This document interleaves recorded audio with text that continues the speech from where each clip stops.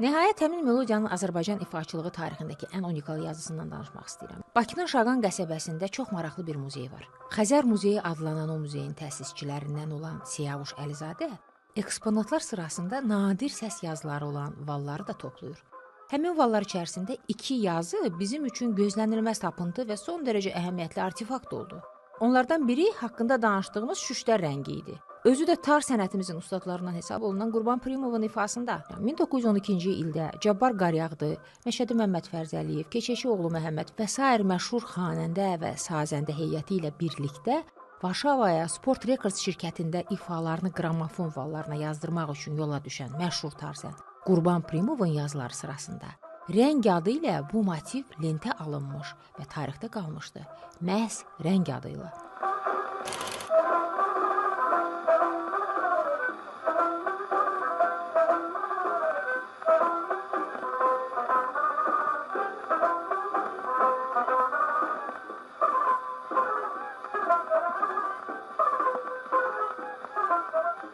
Biz onların üzərində çalışırıq, təhlil edirik, hansısa qədim vallar axtarıb tapırıq və burada elə hallar var, elə dönümlər var. Sonra eşitdiyim tarzənlərdə belə halları eşitməmişəm, belə dönümləri eşitməmişəm, belə barmaqlar sezməmişəm. Hiss olunur ki, çox böyük bir ləzzətlə, özü həzz alaraq bunu ifa eləyir. Bilirsiniz, biz bəzən bu İtalyan virtuozlarının, violin ifaçılarının və s. onların ifasına heyran qalırıq, amma heç də onlardan geri qalmayan Azərbaycan virtuozudur.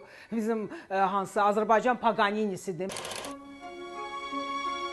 Valın üzərində musiqinin rəng adlandırılması bir daha sübut edir ki, bu melodiya Azərbaycan mühitində məhz rəng kimi tanınıb. Görünür, həm Tiqranyan, həm Komitas versiyalarında bu nümunənin rangi yaxud rəngi adlanması təsadüfi deyilmiş.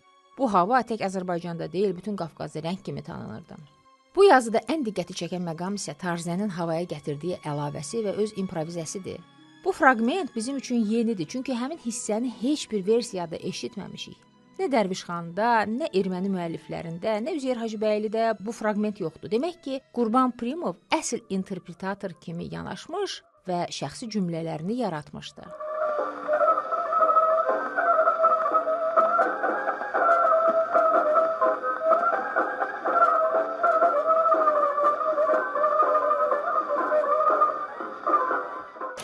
Üzeyir bəyin böyük bir fəhminə, böyük bir təxəyyülünə dəlalət edir ki, onlar bugün belə bizə bəlli olmaya da bilərdi. Yəni, onları həmin operettaya salmaqla onları mənbəyə çevirdi. Onları məhz bu operettada o eşitdi, daxil etdi, dəyişdirdi və bizə bax, belə bir halda, belə bir təcəssümdə çatdırdı.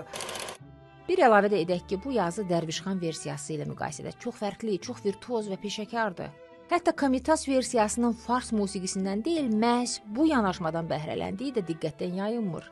Eyni ritmik sıçrayışlar və gedişlər, lat harmonik əsas və melodik ibarələr göz önündədir. Yəni Komitas öz versiyasına tarifasından özü də məhz bizim tarzənlərin yanaşmasından nota köçürüb.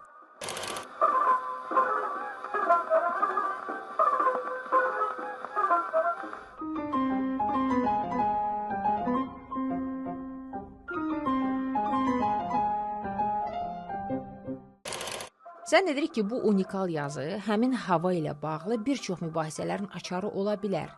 Ən əsası qonşularımızın əsaslandığı 1925-ci ilə aid Komitas notlarından 13 il öncə Azərbaycan ifaçılıq mühitində belə bir yazının mövcudluğu ciddi artefaktdır və bu havanın hansı millətin mədəniyyətinə aid olduğuna dair çox ciddi sənəddir. Etnomusiqişünas təhlili ilə həm bu sənədləri də, bu valları da biz ortalığa qoyuruq. Həqiqətən, onlar birdən-birə yaranmadı ki, axı bunlar həmin vala yazılanacan repertuarda olub da, yəni azı bir neçə il əvvələ gəlib çıxır da. Əlbəttə, bunlar çox qiymətli, çox dəyərli materiallardır, sənədlərdir. Mənə elə gəlir ki, bunlar çox böyük bizə əsas verir ki, biz öz haqqımızı, öz haqq səsimizi ucaldaq və bunlara yiyə duraq. Və sənədlər, belə bir məşhur bir ifadə var, actus testantibus, yəni sənədlər şahidlik edir. Biz bu mübahisədə, bu mücadilədə gərək qalib çıxaq, başqa bir yolumuz yoxdur.